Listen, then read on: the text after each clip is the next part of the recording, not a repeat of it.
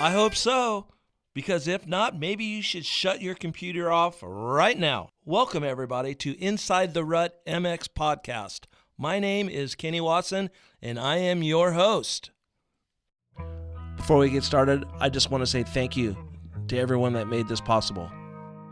Team Elite, general contracting, residential or commercial construction, and all of your landscaping needs. They've got it covered. Team Elite has over 30 years of combined experience to get your project done right. Visit EliteTeamOffices.com for more details and tell them Inside the Rut sent you. They will exceed your expectations. Cocopah Casino and Resort, located just outside of Yuma, Arizona. Headed to the river, Lake Havasu, or to Phoenix from San Diego? Well, it's on your way. Make a pit stop. Headed to Glamis? Make a short detour. Stay and play. For more information, visit their website, cocopahresort.com. That's COCOPAH resort.com. Ron's In Your Ear Audio, located in Havasu City, Arizona, taking care of all of your audio and electronic installation. They do gel coats, alarm installations, and shrink wraps. They also take care of any fiberglass needs. If you're in the area, stop in and see their showroom. Visit ronsinyourEaraudio.com and tell them Inside the Rut sent you. They'll take care of you. X Brand. Searching for goggles? Search no further. Go to xbrand.com. That's EKSbrand.com and enter in the promo code ITR48 for 30% off. Works Connection. For all of your two-wheel needs. Works Connection has the products you need. Go to worksconnection.com. Hart & Huntington Tattoo. Located in Las Vegas, Orlando, Niagara Falls, and Nashville. If you're in any of these areas, stop in and tell them Inside the Rut sent you. Guts Racing. Guts Incorporated has been providing high-quality, high-performance seat covers and foam since 1990.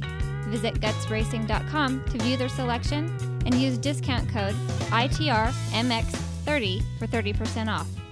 For direct links to our sponsors' websites, visit our website, ITRMX.com. Welcome back, everybody, to Inside the Rut. My next guest is a longtime friend, colleague. Without this guy, I don't really know if I would even be doing this. He made it fun for me when it wasn't too fun in my career, and I would like to say that I kind of helped him get out of racing because it turned into such a shit show at the end. But anyways, let's welcome Brian Deegan to the show. Brian, what's happening? Hey, what's going on? Nothing much. First, I just want to thank you for taking your time out. I know that you're a busy guy nowadays. Why don't you just break down a typical week so these people really know what you got going on between all your kids? I know, right? Right. Just you think my career growing up doing motocross, supercross, freestyle, into car racing, and then had kids, and now my focus is on my kids being winners, and first of all being good people, then being able to win. And so I've been at the track.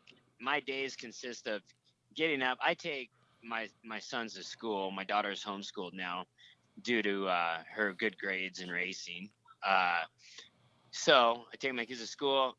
I go home. I'm on the phone nonstop. Business, sponsor deals. Like, it's really time consuming keeping all the sponsor deals working. All the different forms of racing, rally car, off-road trucks, where I run my own team, rally race for Chip Ganassi, and moto, I still have a ton of dirt bikes in my house. I still like to ride when I can, ride as much as I can with my son. And then usually at the practice track, I'll take my daughter with me to go to karting or off-road testing.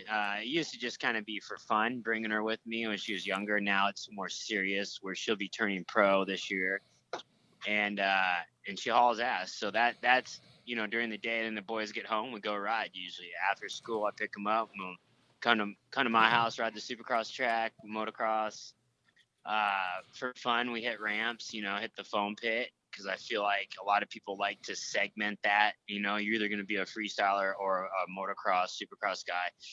And I feel like I always want to do something different and do it my way. So I think there's a new way that I'm gonna show people how I'm gonna do it with my kids. I think there's gonna be a different way. So you guys will see it. Yeah, and then that's it, really. I mean, come home and wife cooks dinner and we all hang out at the dinner table and then go to bed. Hey, And dude, that's why just doesn't wide that open. surprise me? I want to do it my way. That doesn't. Yeah. I think I've heard that before out of your mouth. Yeah, it's got me to where I am today. I feel like motocross is a tough sport, and I feel like if you follow the trends of the way they think it should go, Yep. I would have ended up, racing till probably young 30s and wondering what I was going to do from that point on. And I'd probably end up getting a job somewhere with someone in the industry. And, maybe who knows where it would have gone. I feel like I'm a hard worker, so I assume I would have excelled somewhere because my dad's, hardcore business guy and raised me to work hard in Nebraska. So I think, I feel like I would have excelled somewhere, but I had to choose my own path, take some risks, walk away from a sport that I loved at a young age. It's hard, if you've been in motocross or how much time you spend working at it. It's an everyday deal. Go to all those amateur nationals, do all that whole game, and then walk away from it. It's not easy. That was a tough decision, but hey, I had to take a chance. Yeah, let's segment into that. Let's go back in time here a little bit. I Yeah. want to go back to the first time you and I met, and if you remember it, because I do, and let's take it from there. How our relationship took off, and how we met and became friends and worked together, and all that. Because a lot of people I don't think really realize how long we've really known each other. Yeah, for sure. You think, growing up in Nebraska, my dad luckily saw the interest. My dad didn't race at all, still doesn't know anything about like how to ride a dirt bike, how to race a car. He just he ran the school system, the school district. So he's really into education and business. So he saw my love for dirt bikes and he took me to all the amateur races. We just figured it out as we went, out of the back of our van. And so that progressed. I got to meet people from California. Eventually met Billy Feltz, and he let me stay at his house. I left home about 14 years old. My dad let me leave and drive to California with Jeff Emig in this little mini truck. And he was probably 17, 18, and just turning pro. And he dropped me off at my buddy's house. I slept on his floor and went to school in the winters so we could ride because it snowed in Nebraska, so I couldn't ride. And I went into California and I got to meet people. And I did that for multiple years till I graduated, came to California and started racing. And then I think we met somewhere. I don't know if you were working for, like, was it Ray Crum or I don't know. I don't remember. This is let me tell you how we met, and this is going to strike a bell. All right, the first time I met you was at Loretta Lynn's in '93 when I was working for Billy. If you remember that, I worked for Billy Feltz, and that was the year of the streaker, Jack Hawks. Yeah. Okay, so then I met you. I seen how you were doing it your way, that way, because you weren't all up in the mix with the cliquey, industry guys. You didn't care. You were just there to race and do business, and you and your dad and your brother were doing your own thing. And, I noticed you then. And then the following year, we met up again with a couple races to go at Budds Creek in '94 when Todd Brown was your mechanic. And don't you remember, we stayed in that shithole hotel, and we were just like, we thought it was there was some guy that you were telling me about that bought you a jet ski, and you were like, I don't know about this guy. Yeah. You remember that? Yeah, that was Todd Brown was my mechanic maybe after that guy. Yeah, it was in '94. Todd was your mechanic in '94 because you were number 58 on the Kawasaki at the Nationals. Yeah. So Todd was my mechanic. I don't know how we've met, but with Todd. But yeah, I had a kind of a funny mechanic before then, and then got rid of him, and then Todd. I mean, when you're a privateer, you kind of do what you got to do. Like, you don't have much of a choice to get the best mechanics. You kind of just find a buddy who will drive with you and figure out how to do your filter. And like, dude, we roughed it like hardcore. Like, we were like this nowhere near had any money to go race. So yeah, that's where it all started. When we met each other, and then I worked for Ty Birdwell in '94, Yeah, and I didn't really Birdwell. have much going on. You and I linked up. We knew each other. You called me and asked me if I was into it, and I made my way to Omaha. And do you remember our first race together? Do you remember what happened there? Where No. we went to Omaha first, and then we came back, and you were living at the Yellow House, and you dyed your hair purple before the GFI race. Oh yeah. And we went there, and you did really good. That was the first time we worked together. Matter of fact, I don't even think I prepped your bikes. That was the first time I just showed up, and you're like, "Here it is. Here's the box truck. Here's the bikes. Go ahead. Here's my practice bike." And that whole winter, we hung out. You came up to our house, and I lived with Jordan, and you guys did a bunch of filming, and yeah, That was the first year of like Krusties and Moto XXX. That was the first year when that all started. exactly. And then, yeah, and to be honest, that was when I was privateer Honda. It's probably my best year I've ever had. You know, our best year I had racing outdoors. I just always kick myself in the butt now thinking, man, if I only knew what I knew now about mechanics, dirt bikes, modifications, and if I only knew now, you know, if I could have applied it back then, you know, I feel like like that year we raced Supercross on the Honda, I just had my bike geared the wrong way for I just struggled and couldn't get no bottom end out of the bike. But outdoors, that bike was fast. And anyway, that was a fun year for sure. Yeah, I mean that year I would have to. People ask me, like, when I do an interview with someone, they always ask me, like, what was your funnest time you've ever had, you know, working in this industry? And it always comes back to the years when we were that privateer year, because in the summertime we sometimes would go back to Omaha, but most of the time we would either go to Iowa to Josh Wagner's house, or we would go to Adam Bechtel's house in Hawaii. In Ohio. And Yeah. you know, and then it was we thought, because, you know, the Krusty guys were building movies in Triple X, we started to do our own little skits and film our own deals. And, you know, there's been, do you remember the story when me and you we were driving and we were following Don Stevenson and we were talking on the radio and to the truck driver, and the guy wanted to kill us? Dude, there's so many funny moments. Like, all we did was just really mess with people all year. And I think it was to the point where I realized that racing, I mean, it was really, really tough sport to do well. But I think I saw the payback wasn't as much as how much you put in for the work. And I thought, you know what, I might as well just have fun, like enjoy this. And I did, you know, I didn't really feel stressed. I think we just goofed around the whole time. And I think the industry wasn't ready for it. You know, they weren't.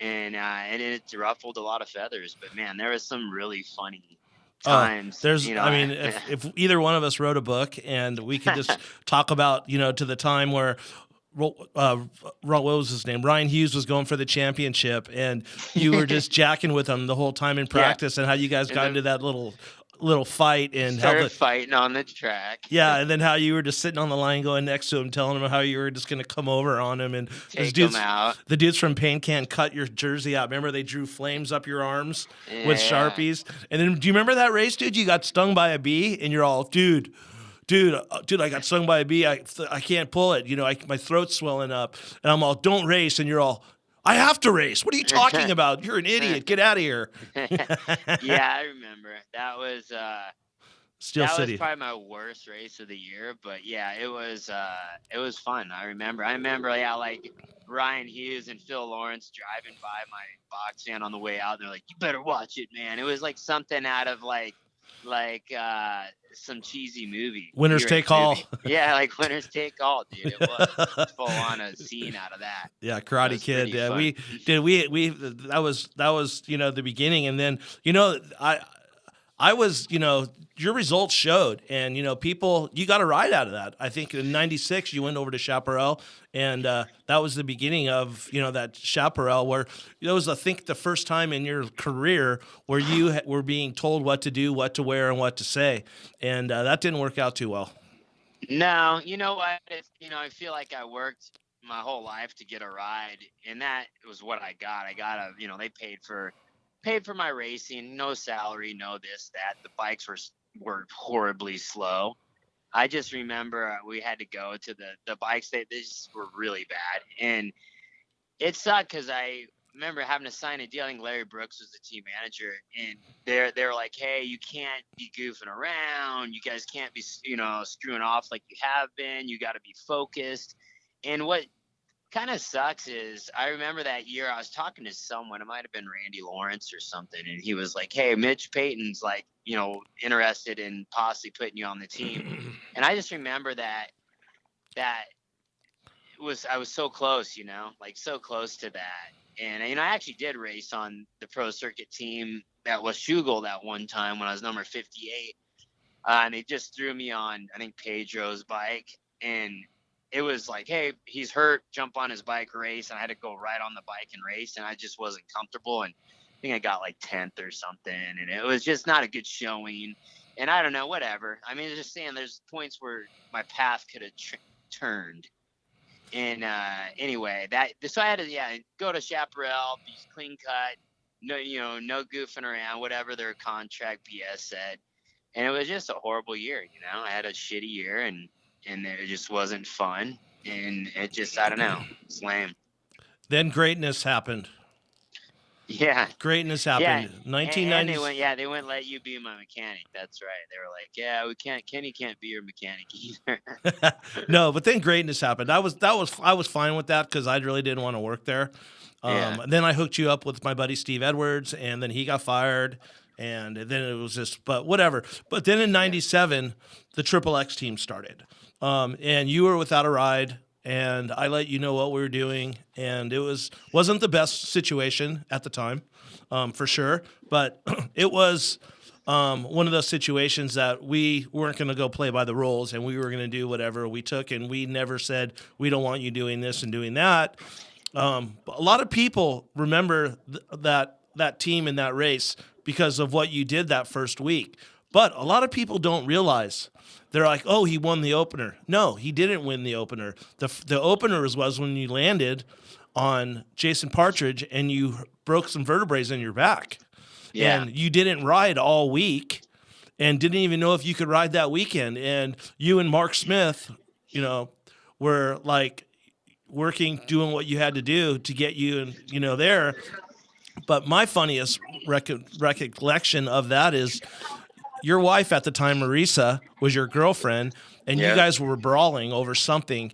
And I remember practice starting, and you were sitting at the top of the Coliseum on a cell phone arguing with her. And I'm like, let's go.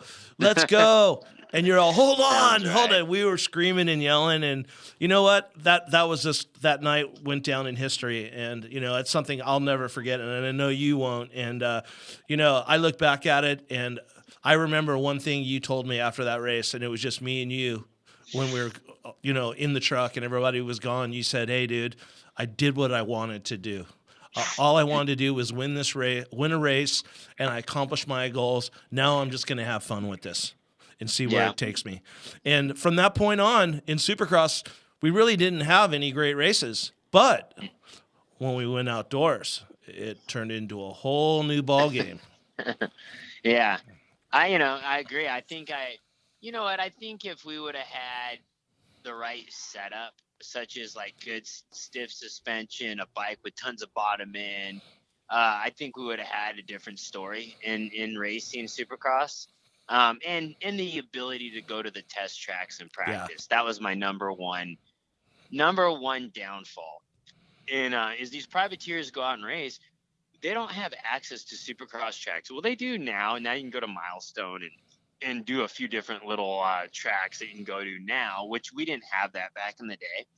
So you remember when me and Mark Smith snuck into the pro circuit Cowie track, and I snuck in through the gate. I don't know, we like broke the fence or whatever, and we're riding the pro circuit track off the freeway, doing motos. And I was on a Cowie, so it was like, oh well, like I was on the Moto XXX Cowie. And I was like, well, maybe people will think I'm just on the team. And I just was doing laps, and then the team pulled in. Someone pulled in and was like, what are you doing? And I was just like, I remember pinning it. And then someone like called, was like, Mitch doesn't want you just poaching the track or something. And it was, dude, who does that nowadays? You know, like No. that's just so funny. Yeah, Like the there's stuff that used to go down. But yeah, no, the Suzuki year, winning the Supercross. I mean, that was all time. I'll never forget. You know, coming up, passing Renard for the lead, hearing the crowd go crazy, and you know, that whole feeling is a feeling that like it's hard to duplicate. And I have, you know, I've had championship wins and rally and trucks and stuff with my kids winning. Yeah, I mean, it's definitely a massive rush. But for me, I accomplished that goal. Like I went out and won and beat all the best dudes that night, you know, on a privateer bike. That was, you know, it wasn't up to par with those other bikes. hell no. At the end of the day, I was badass, you know, at the end of the day, and I got up in the podium and I talked crap. I didn't like try to be lame. I went up there and just said, hey, I just kicked everyone's ass. And it went down in history. Like if all the things I do, I've done. I'll be going through like a grocery store and like there'll be a guy that comes up. Usually they're about, you know, somewhere 40 to 50 years old, and they're like, dude, I was there that night. You ghost rode your bike. Like that's the one thing I hear the most out Yeah. of anything. that was So anyway. that was awesome. And I remember you were starting to get really frustrated when we went outdoors. You know, we went to Florida for the first round of the outdoors, and we took Mark with us. And Yeah. I remember that trip vividly. How that's when I wailed Jordan. I wailed him. You hit Jordan in the head. And What you and were Mark. we doing? We're like all in a box stand together. Like Yeah, we were 4 or on our way 5 to go guys. see Offspring in like Orlando, and we were staying up in Gainesville. But dude, the reason why we were in the boxcar is because the engine fell out of the rental car. The motor mounts broke off. Oh yeah, we're jumping it. Yeah, we're jumping the rental car. You and Mark broke the seat off the thing. Broke the seat back. Yeah, There were some good destroyed times. the rental car. But getting back to that year, we were struggling, and I remember you showed up, and I mean, it doesn't really matter now. We can talk about it. Yeah. And you showed up, and you said, "Put this engine in." I tested it this week; it's way better. And we were at Unadilla, and I put it in, and I started it, and I just went, "Something's wrong." And you're all, "Let me see." And you rode it, and it's all bowl, and I'm like, "Dude, you're all, it's fine. Leave it alone." And I'm like, dude, and then you told me, and I was like, holy shit. So the first lap of practice, you went around, and you went down Gravity Cavity, and you went off it, and you hit a kicker, and you did a complete somersault, and it crashed, landed on your feet, ate shit, the bike flipped, and I see you, and I'm like, oh, God, he's weeded. So I go running over there, and you're talking to the flagger. And I look up, and you ride away, and the flagger is like looking at me like he saw a ghost.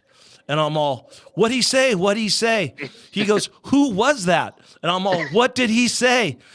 He goes, that guy told me that was baby shit. Wait till next lap. So Yeah, I that's where remember it started, dude. And I remember that race, dude. You going up the hill, just blowing by people, just bowl. Yeah, I think it was because we raced a few rounds and then we went to Redbud, and I remember I started on the inside gate and I went up on the grass on your practice bike. The whole shot. On your practice bike, because the bike blew up and the Suzuki guy left early, didn't give us parts. Yeah, and I go up on the inside on the grass and I get the whole shot. And I remember leading the race and going down the straightaways with the groom track and guys like Carmichael, all the dudes just riding right by me down the straightaways. And I'm like, dude, I can't go any faster. I'm on the back fender grabbing gears and they're going by me like I'm standing still. And I'm like, that shit ain't fair, dude. I'm not even going to ever win a race or be close because the bikes are so much different in speed with the power. So I was over it, dude. I went basically privateer, finding my own way, and I'm like, dude, I'm over it. So I remember I went to some backwoods dude, and he's like, yeah, I can fix your bike. He mods the thing so gnarly, like freaking dude, it must have been like a 190. and I'm like, sick, let's do it. And at the end of the day, I think the thing had like 39-40 horsepower. And that was like pretty equivalent to a factory bike at the end of the day. Yeah. And so it kind of gave me a fair shot of actually racing with those guys at their level of bike. So it was pretty sick. Like I actually had some good races. I remember at Troy, Ohio, I was battling up front and with Carmichael at one point, I remember after the race, he's like, "Damn, dude, that bike's fast." I'll never forget him saying that. Do you remember at Millville that same year when? Yeah, or the stupid thing seized because it was such a hoopty. Yeah, well, it had 2 rings on it, and Jimmy Perry comes by when we're pulling the thing apart, and because our bikes were so much faster than the factory Suzukis that always stuck rings all the time, and he came by and asked if I had a spare cylinder. And it was right when I was pulling the piston off, right when I was pulling the cylinder off. And I forgot who was there, and they just threw a towel over it. Yep. Yeah, that was... Yeah, I know. That was a funny year, dude. At the end of the day, it was like, we were so over it. Yeah, over for sure. the rules, over the whole scene, that it was like, we just did shit like our way, and nothing really mattered. And it was funny. At the end of the day, we just laughed, and it was all pretty funny. It just goes to kind of show you, how loose the tech is at motocross, Yeah. Like, and I race in the car series and truck series. I mean, it's tech's pretty gnarly. Like, and even the black flag comes out a ton. It just made me realize motocross is pretty loose, like overall. Yeah, it's crazy. They try to make it so it's all tech IndyCar type of stuff, but at the end of the day, it's dirt bikes. Just like I remember in '97 when we were at Sacramento, and you started up front, and that's when you were working with Mark, and you got really big, and you just pumped up. Yeah. And you came by, and I was throwing rocks at you. And Duke Finch kicked me out of the mechanics area, and he goes, "If you're going to be unprofessional, you can't be in here. Your guys, we're on TV." I said, "My guy ain't on TV. He's in 29th. Are you kidding me?" And he goes, "You're not going to be professional." And I said, "Talking about professional, I've never seen an official with a ponytail and a fake diamond earring." And he got pissed. He's like, "Get the F out of here." Yeah. Yeah, you remember the battles I had with Duke Finch? Oh boy, do I. How about when they said you cut the track? I cut the track at Bud's Creek. That was all time. Where I was running probably, I don't know, 7th, 8th, 9th, and I remember about halfway through the moto, and I was battling with like Craig Decker and a few other pro circuit dudes or whatever, and I remember my clutch perch came loose. And Who's your mechanic? Like, me. Yeah, of course. Yeah, you. Yeah, I'm like, and I remember pulling into doing a pit stop, and you like real quick tighten the clutch perch, and then I took off, and I remember going up the hill and going, man, there's the dudes I was just battling with. They were like a straightaway ahead. So at the top of the hill at Bud's Creek, like it's probably turn 4 or 5 after the off camber, you go back up, and I was like, screw it. I just cut straight across, like where no one was, like through the woods. Like instead of going down the downhill all the way back up, I just cut straight across. And I remember flying across through the woods, back onto the track, almost took Craig Decker out because I cut him off cutting the track. And he was right. We went back to battling again, which I was like, whatever, I'm back in the spot I lost. And then after the race, Duke Finch or something rolls up to me. He's like, did you cut the track? And I'm like, he's like, some people are saying you cut the track. I'm like, what do you mean? Like cut it like a little bit here or there, like cut a corner. He's like, no, someone said you just cut off the whole uphill. I'm like, dude, do you have a picture of it? I mean, is someone, he's like, no. I'm like, well, then I guess I didn't. And the dude was so pissed. He was like, one of those things like, hey, I may not be able to catch you now, but you're pretty much effed. But do you remember he brought the picture? Someone had a picture. It was in a magazine. You're cutting straight across, and Decker could have T-boned you if you didn't turn. Yeah, that was awesome. Then Craig Decker's second moto or someone, one of the pro circuit guys, when I was going to the line. Yeah, I remember. Yeah, because we still got like a top 10, and they're all screaming, "You cheated!"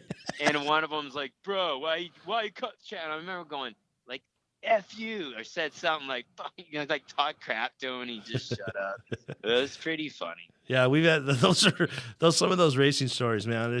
They're comedy, dude. I mean, yeah, we've had. Like, you don't hear no one doing that shit anymore. No, and it just takes the fun out of it, man. So, Yeah, so you know what, that year, that was cool. Then the next year, kind of shit went south with the whole Yep. program. I was getting grief from Kurt, and I didn't want to be there. He was, there was some things that happened. The bikes were terrible Horrible. from the get go, Yeah. and they didn't want to put the money in to make him good, and I was kind of left on the hook just to hold it together, and I wasn't too pumped. And then we were at a race for the outdoors, and your bike blew up twice in a row. And the first time you were riding, you were up there. The second time you were up there, and after the second time you were over it, and you just chucked your helmet.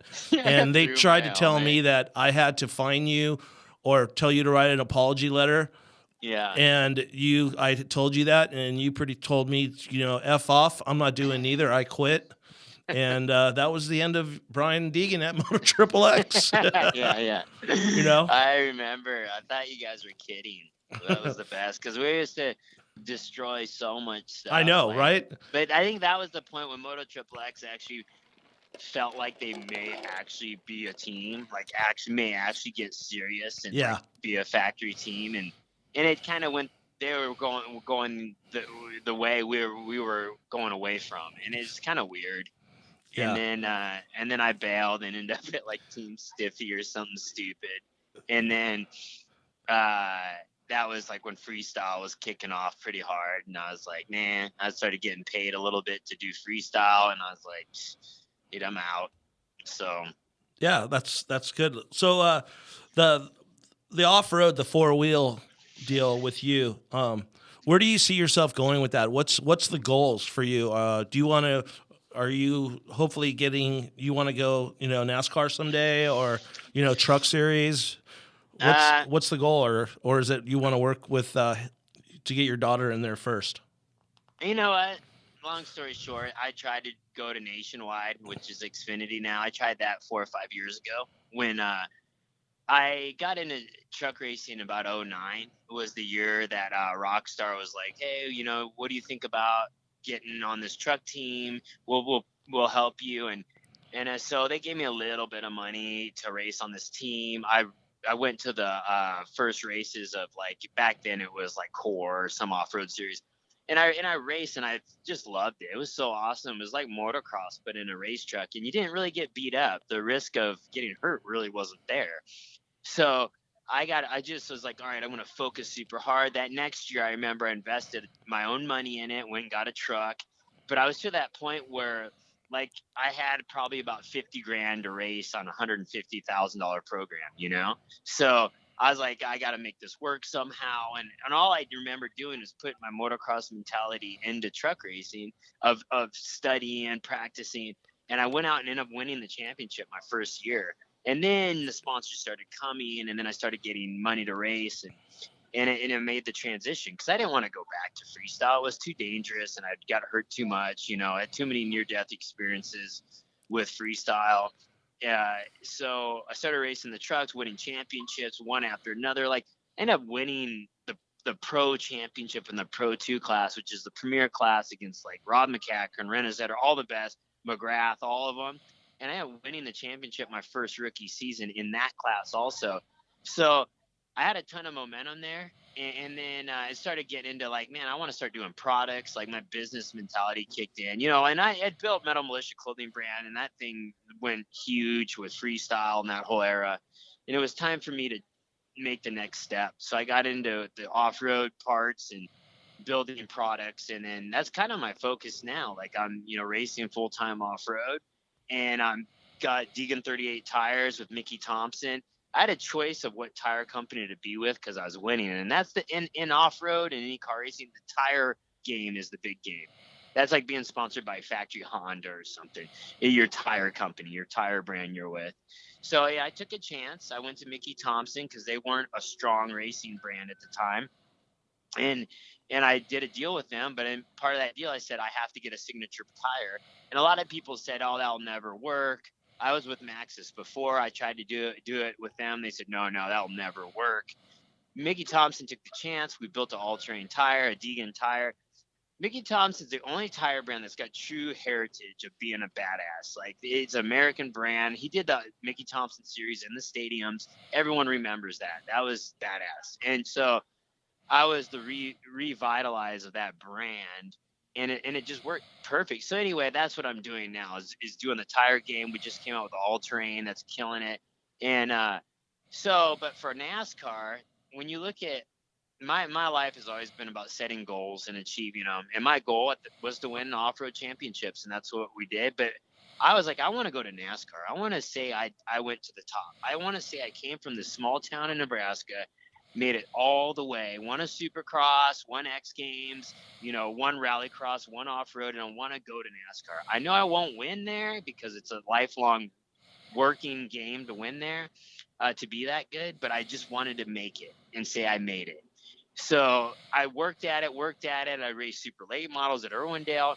Rockstar was behind me at the time going, yeah, we got you. Kept going into the last final minute to where I had a deal with Ganassi development program to race nationwide. And then they pulled out and sponsored some other kid that was coming up in NASCAR at the last second. I was like, dang, man. Is that was that like Vegas kid? What's his name? Yeah, that Kozlowski. Yeah. Dylan, he was a badass young kid coming up. He had a shot, but they rushed him into it too hard and he ended up folding. But at the end of the day, they pulled the rug out from under me a bit, and I was like, dang, man, I was so close. And so I went back to focus on off road, and then I got into rally car heavier. And what was cool is I ended up getting a factory Ford deal, which I worked my whole life to get a factory deal in motocross, never got it. And that's one thing that really made me mad and turn and be a punk and go against the system. That really did piss me off. And then at the end of the day, I got a factory ride with Ford, and I ended up racing for Chip Ganassi. So I ended up making it to that high level of race shops and the highest level of racing, like hanging out at the races with like Henry Ford. And it doesn't get any bigger than that in America. So, but the NASCAR dream pretty much left. And then now I'm racing, my kids are racing. Haley's been just flying in the race car. She won the championship at the Lucas Series. First girl, beat all the boys. No one's ever done that. And now she's turning pro, putting her in a pro light. Thing cool about her racing, I see her as a racer, but everyone sees her as a girl. So her sponsor deals have been going great. Like, she's fully funded for a pro truck class.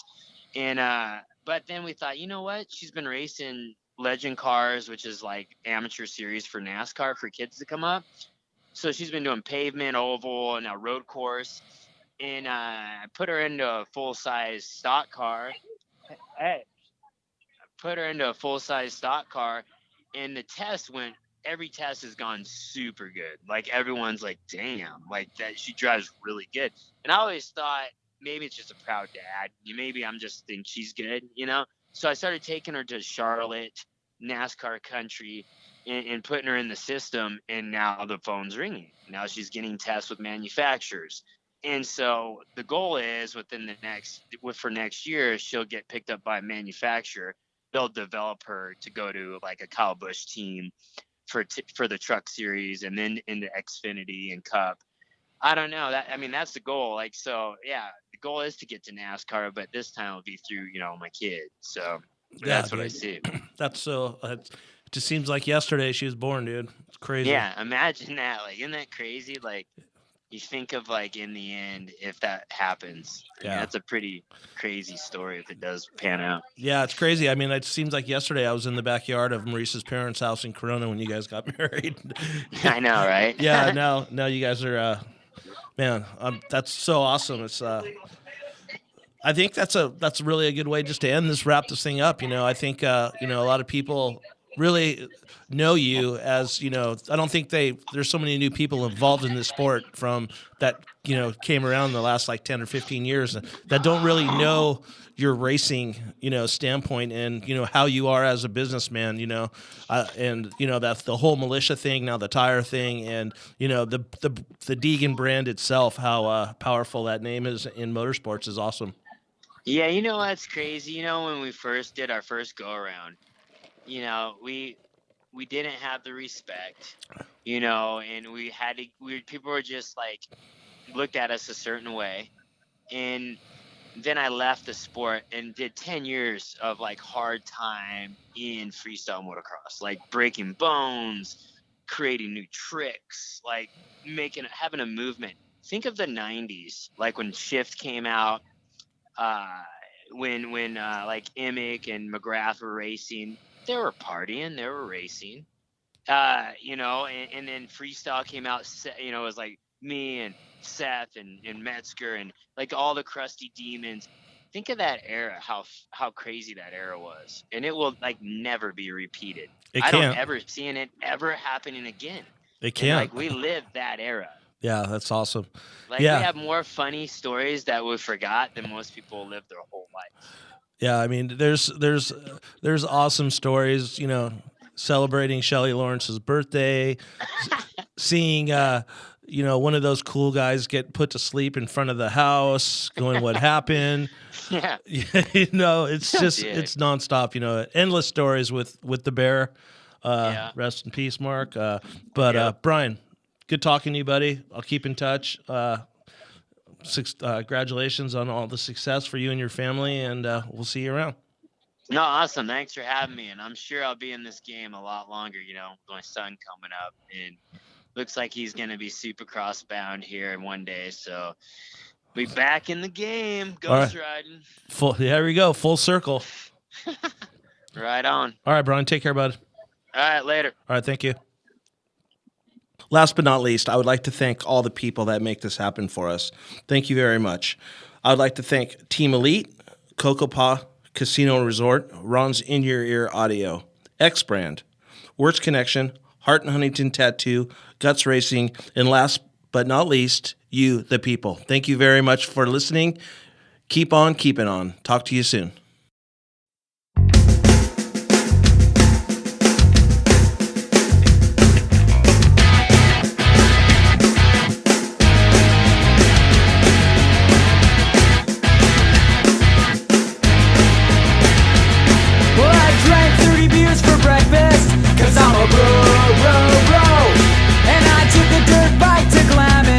Cause I'm a bro.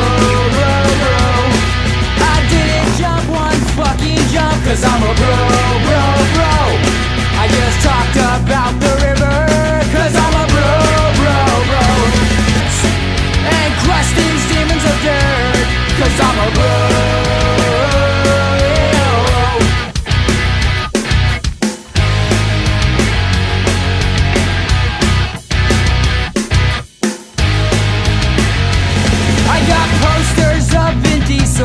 Cause he's my favorite bro. And I punch my friends in the arm, because we're bros. I lifted my truck up to the sky, cause I'm a bro. Cause I'm a bro.